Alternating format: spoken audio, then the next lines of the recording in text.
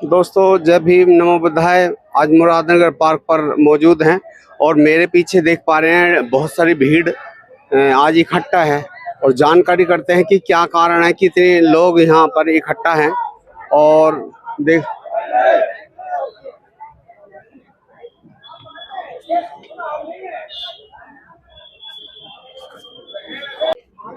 और काफी लोग संख्या में आते हुए और देख पा रहे हैं पुलिस प्रशासन बहुत ही मुस्तैद यहाँ नजर आ रहा है।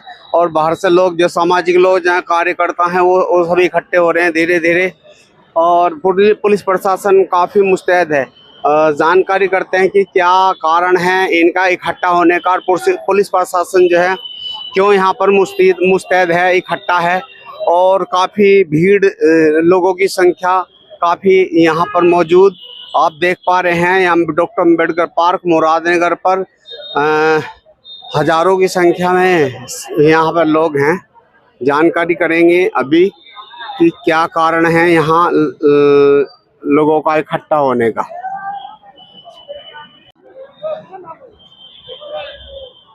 सर, बता पाएंगे कि आज ये लोग यहाँ पर इकट्ठा है?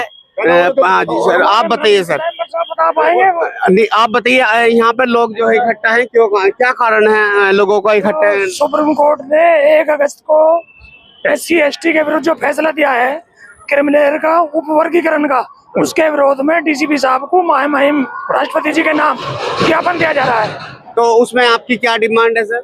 उसको वापस लिया जाए या संविधान में विधेयक पास करके, संसद में विधेयक पास करके 9वीं अनुसूची में डाला जाए। अच्छा, और ये जो आपका कार्यक्रम है आंदोलन का, ये पिछले 2 अप्रैल की तरह होगा या उससे कुछ कम या ज्यादा होगा? नहीं, शांतिपूर्वक होगा, उससे भी बड़ा आंदोलन होगा। अच्छा। और इतना ये वापस नहीं होगा, इतना चलता रहेगा शांतिपूर्वक।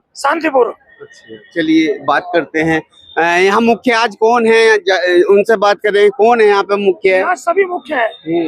सभी मुख्य हैं। चलिए बात करते हैं, इनसे बात करते हैं।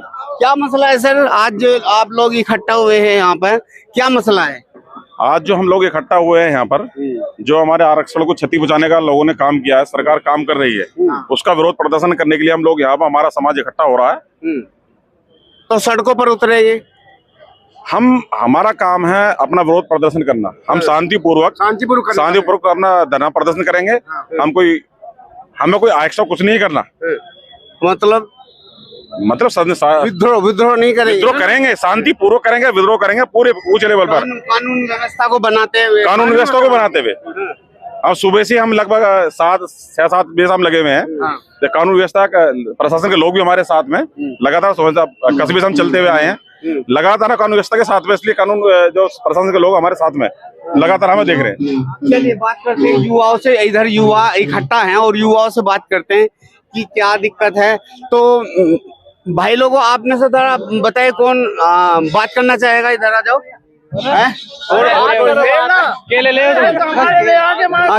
क्या मसला है? पहला केले खाने दीजिए। मसला क्या है? ये क्रिमिनल का मसला है, जो हमारे SC/ST एक्ट में जो वो लगा ना क्रिमिनल, उसके लिए है। जो सरकारी नौकरी लगी उसके बालकों को मतलब आरक्षण हटा दिया जाएगा, फिर कभी आरक्षण नहीं मिलेगा, हम इस चीज से वंचित हो जाएंगे। तो आप इसमें क्या करने वाले हैं? इसमें हम यहाँ पे समाज के इकट्ठे हुए हैं और जो DSP ऑफिस है यहाँ पे हम विज्ञापन सौंपेंगे जो राष्ट्रपति के पास जाएगा। अच्छा, DSP साहब को जी। और अच्छा, यदि आपकी मांगे पूरी नहीं होते तो फिर हमें आगे का, जैसे आज 21 तारीख को भारत बंद का वो करा गया है, फिर आगे भी ऐसे किया जाएगा। कोई डेट फिर आगे भी ऐसी रखी जाएगी। जो उन्होंने फिर डेट रख दिया, फिर कुछ नहीं हुआ, फिर क्या हो रहा है? तो ये तो आगे चलता रहता है ऐसे। फिर आगे वो इकट्ठे होंगे, फिर ऐसे रखेंगे अपनी बात को। अच्छा, इसमें आप तोड़-फोड़ कुछ वगैरह कर? नहीं, तोड़-फोड़ करें हम, शांति। कोई तोड़-फोड़ नहीं, हम सिर्फ शांति से बात करना है, आराम से बात करेंगे। जो भी सिर्फ अपने हक के लिए आए हैं यहाँ पे, फालतू कोई नहीं है यहाँ। जो बड़े आदमी अमीर हैं वे तो अपने घर में घुस के बैठे हैं।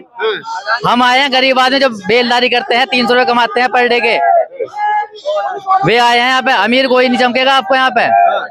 सब गरीब जो बेरोजगार है वे लड़ाई लड़ रहे हैं। वे लड़ रहे हैं बस। तो आपको तो लड़ाई लड़ने की आवश्यकता ही नहीं। आप क्यों लड़ रहे हैं? आप जब बेरोजगार हो, रोजगार पाने की इच्छा है या उन्हें बचाने की? रोजगार मिलो या ना मिलो, आरक्षण हमारा रहना चाहिए। अच्छा। अरे ये है। तो चलिए और कोई है? हाँ, और कोई है ऐसा जो आप बताइए। आप अपना, हम तो अपने बड़ों के साथ है, जैसे भी क्या हो गया हम ऐसा करेंगे।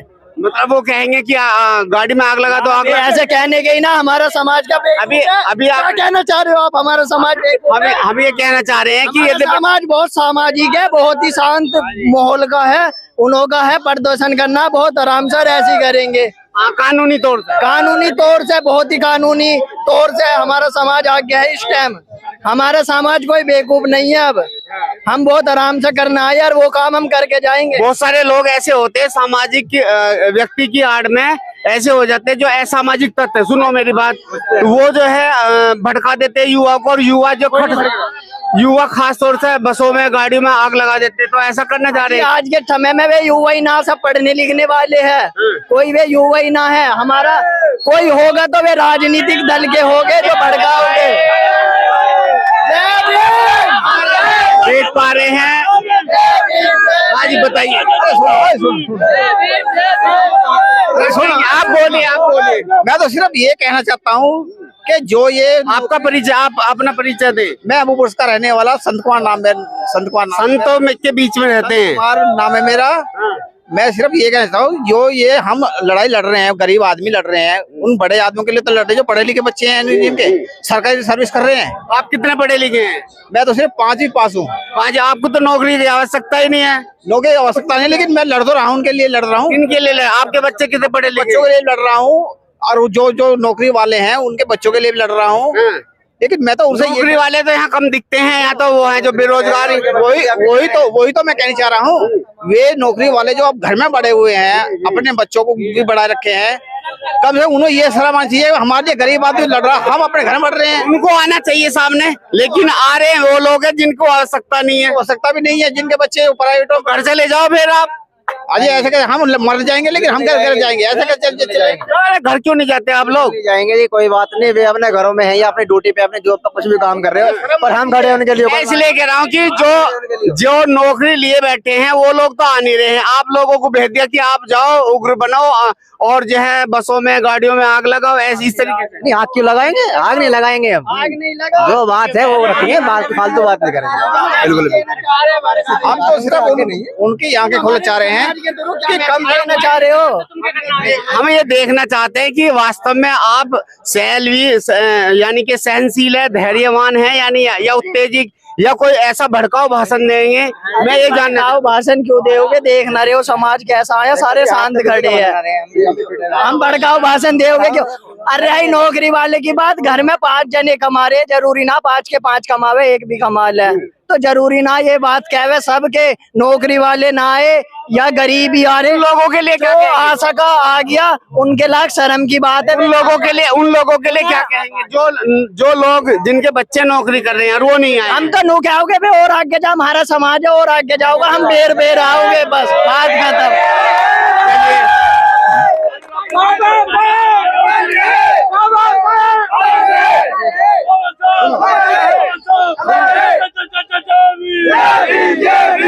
देख पा रहे हैं।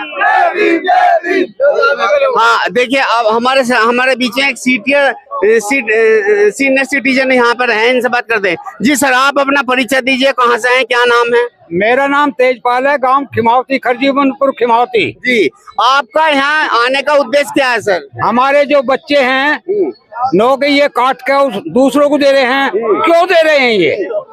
ये क्यों दे रहे हैं जी? तो इसके लिए आप क्या करेंगे? हम चाहे हमारी जान चली जाए पीछे नहीं हटेंगे, मरने के लिए भी तैयार है। हमारा हक हमें मिलना चाहिए, हमारे हक में सब दूसरे को काट के नहीं मिलना चाहिए, ये मेरा कहना है भाई साहब। यदि इन्होंने आपकी ये आपकी जो मांग है यदि ये नहीं मानी तो क्या करेंगे? मरेंगे, रोड पर आएंगे, रोड जाम करेंगे, मरेंगे।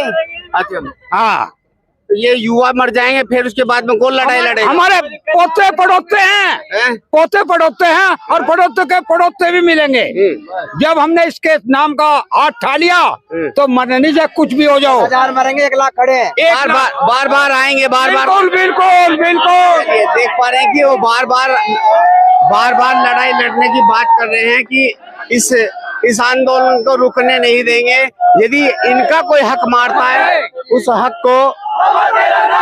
जी बताइए क्या मसला है? मैं अपना पहले परिचय देना चाहता हूं। बताइए। मैं अबूपुर का रहने वाला हूं, धनीराम नाम है मेरा। इनकी ऐसी मानसिकता है कि जो आरक्षण ये खत्म कर रहे हैं हमारा, और जो बाबा साहब के साथ में इन्होंने किया, जो इतिहास दोहराया गया है, कितना शोषण किया है इन्होंने, और वही शोषण अब ये करना चाहते हैं। बाबा साहब ने इतनी लड़ाई लड़ी है, जब उन्होंने इतना दर्द सहा है, आप क्या करने वाले हैं? हम संविधान बचाएंगे। और कैसे बनेगा, कैसे बचेगा संविधान? संविधान ऐसे बचेगा, नौकरी वाले तो अपनी नौकरी के लिए एसी में बैठे हैं और एक आम आदमी सड़कों पर है। देखिए नौकरी तो एक अलग चीज है जो बाबा साहब ने हमारे लिए किया है। सबसे मेन चीज ये है कि हमारा जो संविधान है उसी से हमारी रक्षा है, अन्य तो ये हमारा शोषण इतना दुर्व्यवहार कर देंगे इस देश में रहने के लिए, जो बाबा साहब का किया था। बाबा साहब ने जो पढ़ाई करी है, आप ये कह रहे हैं ये प्लानिंग कर रहे हैं हमारे बारे में, आपके बारे में, और ये सारी प्लानिंग ही है इनकी, इतनी मानसिकता इनकी गिरी हुई है। ये तो बाबा साहब की देन है जो हम यहाँ पे खड़े हुए हैं, अन्य तो यहाँ पे खड़े होने का भी अधिकार नहीं था हमें। जो हम यहाँ पार्क में अपने खड़े हैं, जो सिर्फ बाबा साहब की हमारी, तो उसकी बाबा साहब की लड़ाई आप लड़ रहे हैं। लड़ेंगे, और गोली जो है ना, जो ये गोली मारेंगे वो पीठ पे नहीं, यहाँ मारना सीने पे। चलिए बहुत, ये गोली खाने के लिए तैयार है लेकिन अपने हक को छोड़ने के लिए तैयार नहीं है। देखिए यहाँ भी लोग देख पा रहे हैं कि मतलब ये कितना जोश और जुनून है। मेरे पिछले आप खड़े हैं, देख पा रहे हैं, वो अपना कुछ आरक्षण हमारा अधिकार है, इस तरीके के कुछ बैनर वगैरह लगाए हुए हैं और लड़ाई को लड़ने के लिए तैयार हैं यहाँ पर। फैसले को सुनने घोषित करने के संबंध में आज हम लोग यहाँ इकट्ठे हुए हैं। अब ये जो आर्टिकल क्या है, जो 13(2), 14, 15(4) क्या है, मैं वो भी आपको बतलाना चाहता हूँ। मेरे युवा साथी ये जान ले कि हम जो लड़ाई लड़ रहे हैं वो है क्या।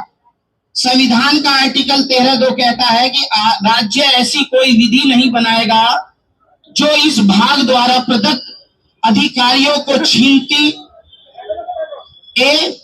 या शून्य करती है, और इस खंड के उल्लेखन में बनाए गए प्रत्येक विधि उल्लंघन की मात्रा तक शून्य होगी। ये 13(2) का अनुच्छेद है। आर्टिकल 14 है विधि के समक्ष समानता। राज्य भारत के राज्य क्षेत्र में किसी भी व्यक्ति को विधि के समक्ष समता से या विरोधी के सम्मान संरक्षण से वंचित नहीं, यह आर्टिकल 14 कहता है। आर्टिकल 16(4) इस अनुच्छेद की कोई बात राज्य को पिछड़े हुए नागरिकों के किसी वर्ग के पक्ष में जिनका प्रतिनिधित्व राज्य की राय में राज्य के अधीन सेवाओं में प्राप्त नहीं है, नियुक्तियों या पदों के आरक्षण के उपबंध करने का निवारित करती है। यह आर्टिकल 16 कहता है, 16(4). और आर्टिकल 341(1) कहता है कि राष्ट्रपति किसी राज्य के संबंध में जहां वे राज्य है वहां उसके राज्यपाल से परामर्श करके ने के पश्चात लोक अधिसूचना द्वारा उन जातियों, मूल वंशों या जनजातियों अथवा जातियों, मूल वंशों या जनजातियों के भागों या उनमें के यूथों के को विनिर्दिष्ट कर सकेगा जिन्हें इस संविधान के प्रयोजना के लिए राज्य के संबंध में अनुसूचित जातियां समझा जाएगा। यह आर्टिकल हमारा 341 कहता है। आर्टिकल 341(2) संसद या विधि द्वारा किसी जाति, मूल वंश या जनजाति को अथवा जाति, मूल वंश या जनजाति के भाग या उनमें उनसे के यूथ को खंड 1 के अधीन निकाली गई अधिसूचना के विनिर्दिष्ट अनुसूचित जातियों की सूची में सम्मिलित कर सकेगी या उसमें से अपवर्जित कर सकेगी, किंतु जैसा ऊपर कहा गया है कि उसके सिवाय उत्खंड के अधीन निकाली गई अधिसूचना में किसी पत्रवीय सूचना द्वारा परिवर्तित नहीं किया जाएगा। ये जो आर्टिकल है मैंने आपको पढ़ के सुनाए हैं। अब सुप्रीम कोर्ट का फैसला क्या था? माननीय सर्वोच्च न्यायालय ने 1 अगस्त 2024 को देवेंद्र सिंह बनाम पंजाब राज्य आदि में पारित आदेश में कहा कि अनुसूचित जाति अनुसूचित जनजाति की सूची में राज्य सरकारें उप वर्गीकरण एवं क्रीमी लेयर की व्यवस्था कर सकती है। यानी सुप्रीम कोर्ट ने कहा था कि जितने भी हमारे राज्य हैं वो जो क्रीमी लेयर को है उसको अलग कर करके हम लोगों को विभाजित करने का काम राज्य सरकार कर सकती है। तो संविधान का अनुच्छेद 15(4) एवं 16(4) मौलिक अधिकार है। SC, ST, OBC को शैक्षिक संस्थानों एवं राज्य सेवाओं में नियुक्ति और पदों पर आरक्षण मौलिक अधिकारों से मिला है, जिसमें उपवर्गीकरण और क्रीमी लेयर की व्यवस्था करना संविधान के आर्टिकल 13(2), 14, 15(4), 16(4), 341(1), 341(2), 342(1), 342(2) के विरुद्ध है। इस संबंध में हमारी निम्न मांगे हैं। पहली मांग, SC, ST, OBC में उप वर्गीकरण एवं क्रीमी लेयर तत्काल हटाई जाए। केंद्र सरकार इस संबंध में माननीय सुप्रीम कोर्ट में रिव्यू पिटीशन दाखिल करे और सरकार संसद में संविधान संशोधन करके संविधान की मूल भावना के अनुरूप सुप्रीम कोर्ट का फैसला जो संविधान के अनुच्छेद 13(2), 14, 15(4), 16(4), 341, 341(2), 342(1), 342(2) के अनुपालन में पलटने की कार्रवाई न्याय हित में कराई जाए। दूसरी मांग हमारी है कि देश में जातिगत जनगणना कराकर SC, ST, OBC को उनकी आबादी के अनुपात में राज्य सेवाओं में नियुक्ति एवं पदोन्नति में आरक्षण दिया जाए। जो बिहार राज्य सरकार ने जातिगत जनगणना कराकर OBC का आरक्षण दिया था, उसमें बिहार हाईकोर्ट ने जो फैसला दिया है उसकी सुनवाई माननीय सर्वोच्च न्यायालय में हो रही है। उसमें केंद्र सरकार पक्षकार बनकर बिहार हाई कोर्ट के आदेश को रद्द कराने के लिए प्रभावी पैरोकारी करे। जो न्यायाधीश संविधान विरोधी फैसला देते हैं उनके विरुद्ध महाभियोग चलाया जाए। तीसरी मांग है हमारी, हाई कोर्ट और सुप्रीम कोर्ट के न्यायाधीशों की नियुक्ति के लिए राष्ट्रीय न्यायिक आयोग विधेयक 2022 को बहाल किया जाए और आरक्षण को संविधान की 9वीं अनुसूची में शामिल करें। चौथी मांग हमारी है, SC, ST, OBC का केंद्र सरकार एवं राज्य सरकार की नौकरियों में तत्काल बैकलॉग की गणना करे और उन पर भर्ती की जाए। भर्ती के समय उन जातियों का विशेष ध्यान रखा जाए जिन जातियों को अभी तक आरक्षण का लाभ नहीं मिला है। अतः आपसे संविधान और न्याय हित में निवेदन है कि माननीय सर्वोच्च न्यायालय की न्यायमूर्तियों द्वारा अपनी नियुक्ति के समय ली गई संविधान की शपथ का उल्लेखन कर SC, ST की सूची में उप वर्गीकरण एवं क्रीमी लेयर के संबंध में 1/8/2024 को जो फैसला दिया गया है उसे संविधान के अनुच्छेद 13(2), 14, 15(4), 16(4), 341, 341(2), 342(1) और 342(2) के आलोक में शून्य घोषित करने की कार्रवाई कराने की कृपा करें। आपकी अति कृपया होगी। यह वो प्रार्थना पत्र है जो हम सब लोग इस मुरादनगर के जो समाज है, ये प्रार्थना, ये जो हम आज आप सभी से साइन भी करा रहे हैं और आज ये महामहिम राष्ट्र महोदय राष्ट्रपति भवन नई दिल्ली को यहाँ के सक्षम अधिकारियों के थ्रू भेजने का काम हम सब लोग करेंगे।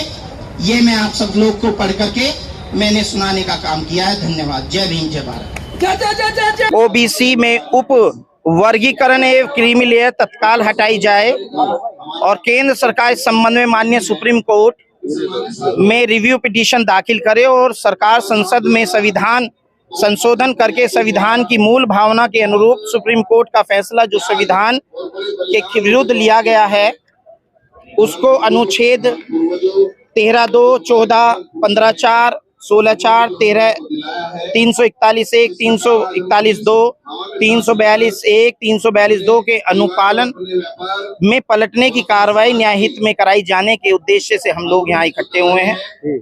और आज जिसका समर्थन माननीय बहन जी ने भी किया है और समस्त वो समाज सेवी वर्ग जो संविधान बचाओ में कार्य कर रहे हैं उन सभी ने आह्वान किया है।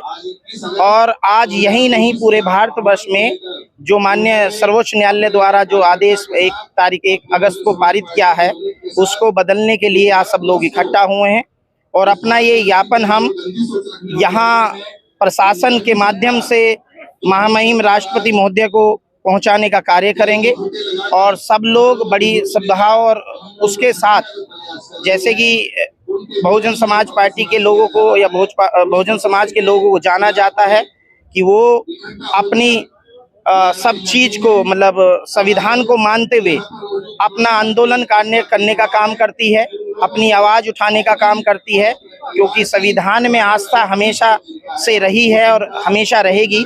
तो मैं आज सब अपने साथियों के साथ यहाँ माननीय राष्ट्रपति महोदय जी से कहना चाहूँगा कि जो ये 1 तारीख में जो आया है इसको शून्य करने का काम करे और 9वीं उसमें शामिल करने का काम करे। सर, जैसा कि देख पा रहे हैं, मतलब 2 अप्रैल 18 में एक आंदोलन हुआ था जो SC/ST एक्ट को बचाने के लिए, उसमें बहुत सारी जानें गई, लेकिन वो जब जानें चली जाती हैं, जब लोग मतलब बेघर हो जाते हैं, तब उस कानून को वापस लिया जाता है। तो ऐसा क्यों नहीं हो पाता कि मतलब उसको ऐसी व्यवस्था ना हो, ऐसी स्थिति पैदा ना हो?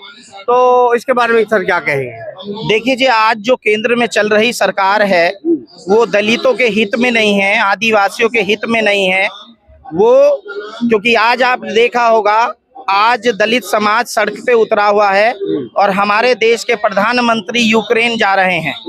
आज ऐसे आंदोलनों की उन्हें भी कहीं ना कहीं सराहना करनी चाहिए थी, दलितों का सहयोग करना चाहिए था और विदेश ना जाकर के देश में होना चाहिए था।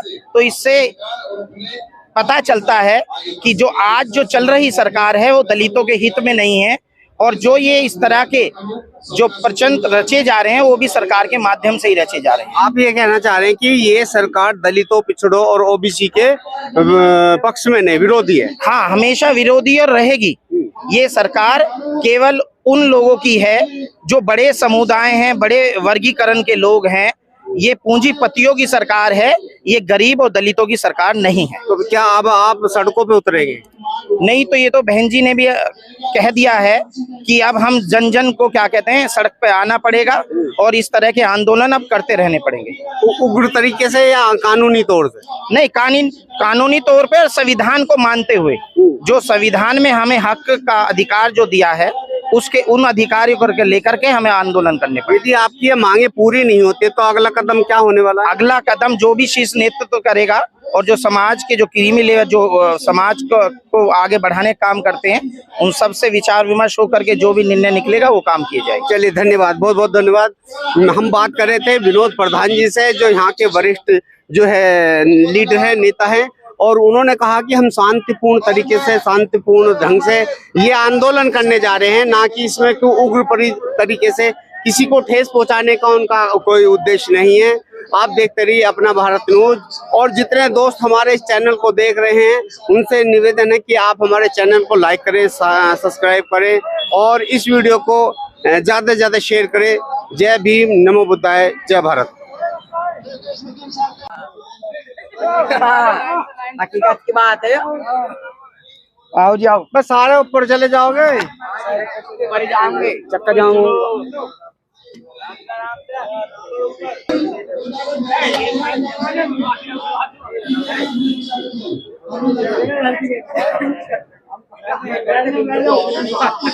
ये गांव अबूपुर की टीम मौजूद और मालार्पण करेंगे प्रधान जी, बिट्टू प्रधान जी, गांव अबूपुर से। प्रधान जी करो। बहुत अच्छे।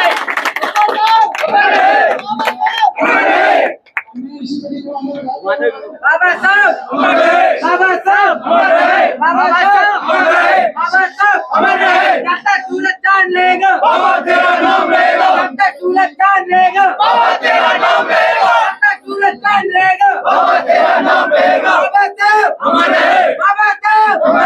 बाबा साहब बाबा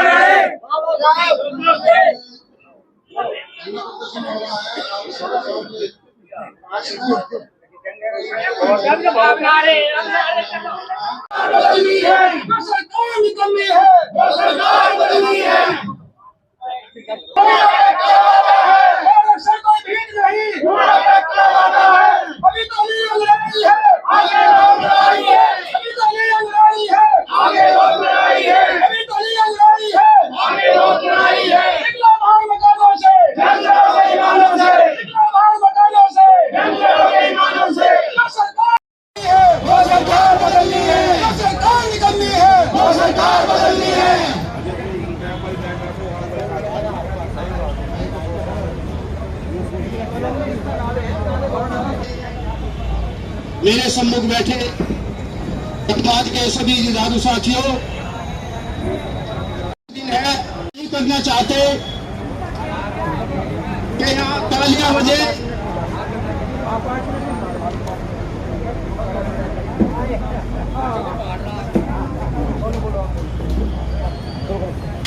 आज बहुत ही संवेदनशील दिन है। आज जो SC/ST समाज के विरुद्ध माननीय सर्वोच्च न्यायालय ने पहला आदेश जारी करके हमारे अधिकारों की हस्तक्षेप की है, हमें उनका विरोध करने के लिए हम सब यहाँ एकत्रित हुए हैं। साथियों, हम किसी का व्यक्तिगत विरोध नहीं कर रहे, किसी सरकार का विरोध नहीं कर रहे। माननीय सर्वोच्च न्यायालय ने पहले आदेश दिए हैं, उनका विरोध करने के लिए हम एकत्रित हुए हैं।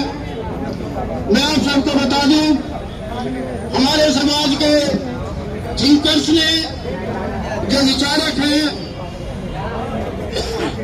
उन्होंने आह्वान किया है कि हम इस देश के कमेरे हैं।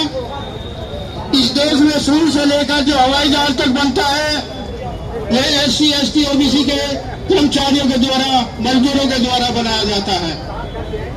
तो हमारे समाज के विद्वान साथियों ने आह्वान किया है कि हम लोग कोई विरोध न करके अपने अधिकारों के लिए सिर्फ एक दिन का अवकाश अपने घर पर रह करके मनाएं। तो सरकार को और माननीय सर्वोच्च न्यायालय को पता चलेगा कि आज पूरे देश के प्रतिष्ठान, चाहे फैक्ट्री हो चाहे दूसरे संस्थान हो, वे शून्य रह गए हैं, उनमें उत्पादन आज ठप रहा है। और हो भी रहा है, सूचना मिली है नोएडा, गुड़गांव से, वहाँ की फैक्ट्रियां आज शून्य के बराबर है, वहाँ कर्मचारी काम पर नहीं गए हैं। तो आज लाखों करोड़ का जो प्रभाव भारत के बिजनेस पर पड़ेगा, तो सरकार को पता चलेगा कि इस देश का कमेरा कौन है, इस देश को कौन चला रहा है। इस देश को SC/ST OBC के लोग चला रहे हैं। साथियों, सुप्रीम कोर्ट ने जो वर्गीकरण हमारे समाज में किया है, एक दीवार खड़ा करने का काम किया है, हम उसका विरोध करते हैं और माननीय सर निवेदन करते हैं कि जिस तरह का वर्गीकरण उन्होंने SC/ST समाज में किया है, तो सुप्रीम कोर्ट में भी इस तरह का वर्गीकरण करे। हमारे लिए आदेश आया है कि एक IAS का बेटा IAS नहीं बनेगा, IPS का बेटा IPS नहीं बनेगा। सुप्रीम कोर्ट के जज तो बाप भी बनेगा, बेटा भी बनेगा, पोता भी बनेगा। तो हम इसका विरोध करते हैं। साथियों, आज पूरे देश में इस कानून का विरोध हो रहा है। जिस तरह ये हमारे सरकार की विडंबना देखिए, जजों की नियुक्ति हाईकोर्ट और सुप्रीम कोर्ट के जजों की नियुक्ति कॉलेजियम के द्वारा होती है, डायरेक्ट नियुक्त कर दिया जाता है भैया भतीजावाद के आधार पर। जिस तरह एक चपरासी से लेकर के एक क्लर्क की, एक पुलिस के सिपाही की, दरोगा की, IPS की, IAS की परीक्षा होती है, उसी तरह की परीक्षा सुप्रीम कोर्ट के जजों की भी होनी चाहिए। IPS IAS की जगह IJS इंडियन जुडिशियल सर्विसेज की परीक्षा भी होनी चाहिए और तब जाकर के जजों की नियुक्ति हो, ऐसा हमारा कहना है। साथियों, एक वर्गीकरण होता क्या है? वर्गीकरण सुप्रीम कोर्ट तय क्यों रही है? किसके कहने से कर रही है? क्या पता चलेगा आपको? आप छाए में बैठे हो भाई, आ जाओ इधर, जवान है 14 साल के, तो इधर आ जाओ, धूप में बैठो, अलग अलग भाग फिर रहे हो। ये आंदोलन थोड़ी है, आंदोलन ऐसे थोड़ी होता है भैया। आओ छाए में आओ, आ जाओ भैया, है छाए, यहाँ भी छाए है। इन्हें बुलाओ भैया, कौन है मंच का, इन्हें सब बुलाओ, यहाँ बुलाओ।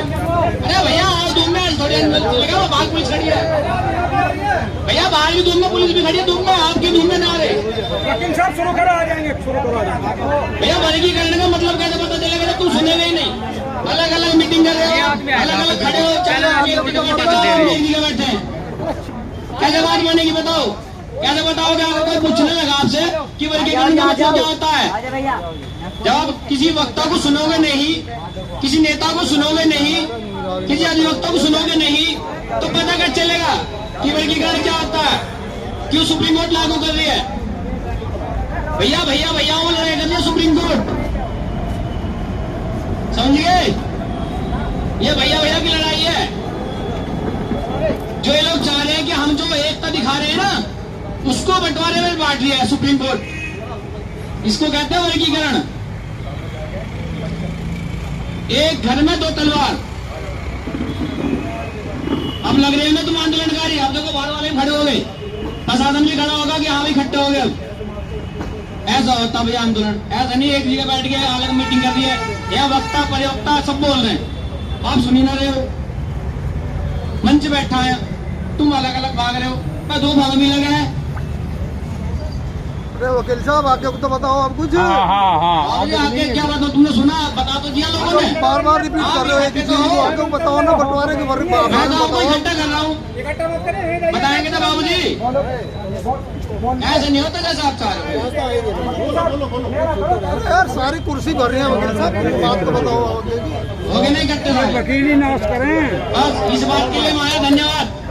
जय भीम, जय भारत, जय जय जय जय जय भीम, जय भीम, जय जय जय जय जय भीम, जय भीम, जय भीम, जय जय जय जय जय भीम, जय भीम, जय भीम, धन्यवाद।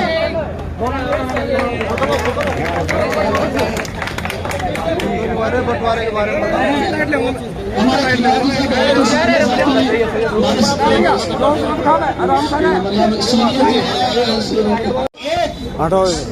जो भाजपा के हमारे साथी हैं, उनसे मेरा खास तौर से निवेदन है कि वे अपने जो अनुसूचित जाति जनजाति के सांसद हैं संसद के अंदर, उन पे दबाव बनाएं कि अभी इसी शीघ्र सदन में भारत सरकार एक अध्यादेश लाए जो सुप्रीम कोर्ट का जजमेंट है उसको 9वीं अनुसूची में दाखिल किया जाए, ताकि कोई भी आने वाला जज आगामी इस रिजर्वेशन में दखलंदाजी ना कर सके।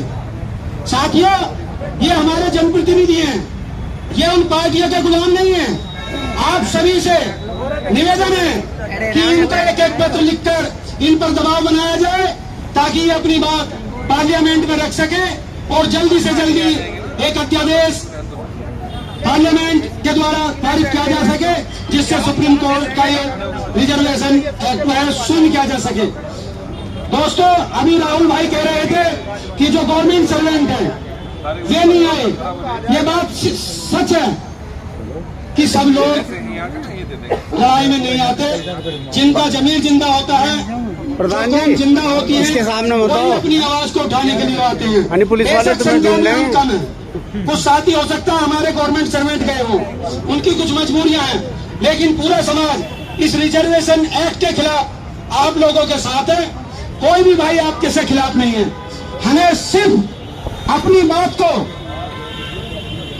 गांव-गांव जाकर, जो कि एक दुष्प्रचार किया जा रहा है कि ये वाल्मीकियों का रिजर्वेशन काट रहे हैं, खटीकों का काट रहे हैं, इस बात को समझाना है कि इसको किस षड्यंत्र के तहत सुप्रीम कोर्ट ने ये वर्गीकरण करके आने वाले भविष्य में रिजर्वेशन खत्म कर दिया जाएगा। मैं एक छोटी सी उदाहरण के द्वारा आपको समझाना चाहता हूं कि यदि वर्गीय हमारे 15% रिजर्वेशन हमें मिलता है, इनको 3 कैटेगरी बना दी, फर्स्ट, सेकंड, थर्ड। उस आधार पर जाटो कम्युनिटी या पारसी कम्युनिटी को एक तरफ कर दिया, वाल्मीकि डोम खटीक को एक तरफ कर दिया, दूसरी जाति को तीसरी कैटेगरी में उनको एक तरफ कर दिया। अब इन्होंने सुप्रीम कोर्ट में एक चीज जो महत्वपूर्ण आई है उसमें दिया, यदि 2 वर्ष के अंदर उपयुक्त लाभार्थी या कैंडिडेट नहीं मिला तो उसको जनरल कैटेगरी से भर दिया जाएगा। साथियों, हमारा जो रिजर्वेशन है 4th क्लास में तो पूरा है। आप ये बताएं हमारे प्रोफेसर यूनिवर्सिटी में कितने हैं, सचिवालय में हमारे सेक्रेटरी कितने हैं, हमारे कुलपति कितने हैं। बहुत ही सोची समझी साजिश के तहत Bharatiya Janata party supreme court के द्वारा आपका आरक्षण खत्म कर भाई भाई को लड़ाने का काम कर रही है। तो मैं साथियों वाल्मीकि समुदाय से भी, खटीक समुदाय से भी और पारसी सभी से कहता हूं, ये लड़ाई सबकी है। बोलो हम सब एक हैं, हम सब एक हैं, हम सब एक हैं। आवाज दो हम एक हैं, आवाज दो हम एक हैं, आवाज दो हम एक हैं। जो भी आज पूरे देश के अंदर आंदोलन हो रहा है उसको शांतिपूर्ण तरीके से, एक पहली लड़ाई है कि हम अपना शांतिपूर्ण तरीके से अपना धरना प्रदर्शन ज्ञापन देंगे। उसके उपरांत जो भी लड़ाई जैसे मैसेज आएगा, सभी साथियों से निवेदन है उस मैसेज को फॉलो करना है। जय भीम, जय भारत। बहुत बहुत धन्यवाद।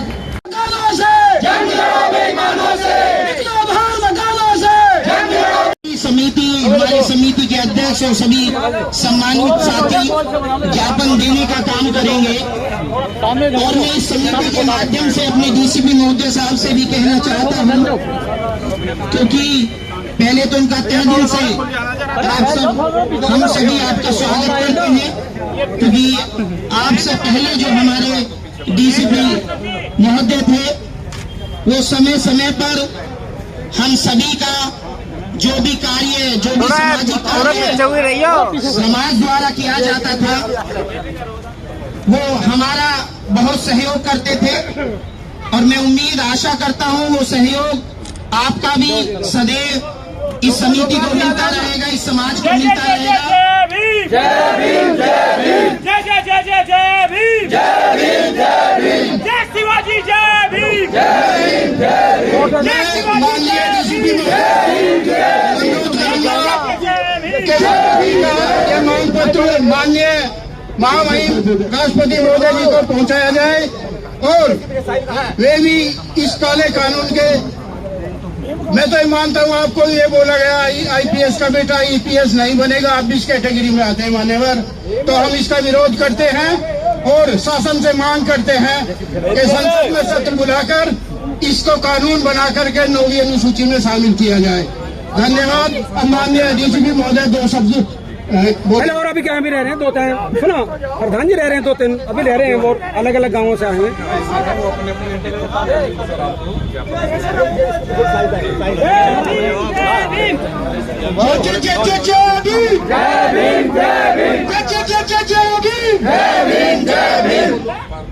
मदन भाई दो हम उम्मीद करते हैं कि ये जो ज्ञापन जितने भी समिति, जितने भी समाज सुधारक लोग हैं जो आपको दे रहे हैं, ये सारे ज्ञापन महामहिम राष्ट्रपति महोदय जी तक पहुंचाने का काम हम करेंगे, ऐसे हम आशा उम्मीद करते हैं। धन्यवाद। संविधान के सम्मान में, बीएसपी मैदान में, संविधान के सम्मान में,